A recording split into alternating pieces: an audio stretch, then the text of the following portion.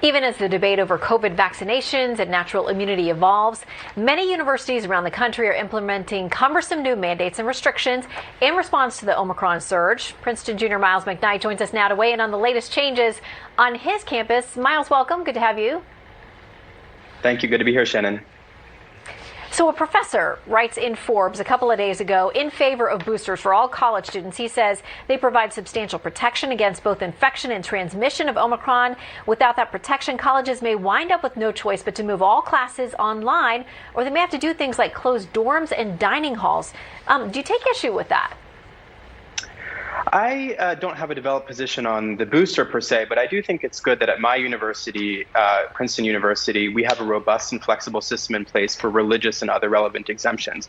I think what universities need to take into consideration is that the vaccines were promised as a ticket out of the pandemic. And with a population that's nearly 100% vaccinated, COVID is not going anywhere, and the university has to get sort of a zero-risk, obsessive COVID regime out of mind in order to get back to normalcy.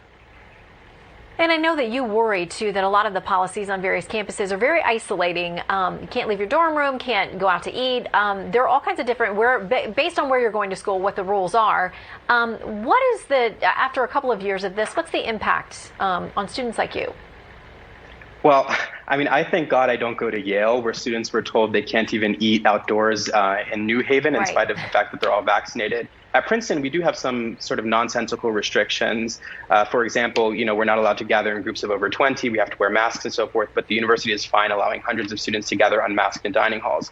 This is reminiscent of where we were last spring. And with last spring's regulations came a record mental health crisis, a record number of mental health hospitalizations and counseling appointments. And so with this new restrictive regime, students are worried that that's where we're headed again, and they're concerned that we're never going to get back to normalcy in spite of a super high vaccination rate and now a mandated booster.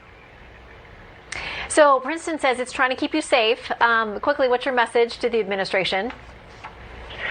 Like I said before, I think we need to, get to a point where COVID is eventually treated like any other disease in a population that is 100% vaccinated, a community that has high vaccination rates amongst the immunocompromised and the elderly, and we need to get back to normal. And a zero COVID approach is just not workable. All right, Myles McKnight, have a great new semester. Thanks for popping in. Thank you so much, Shannon.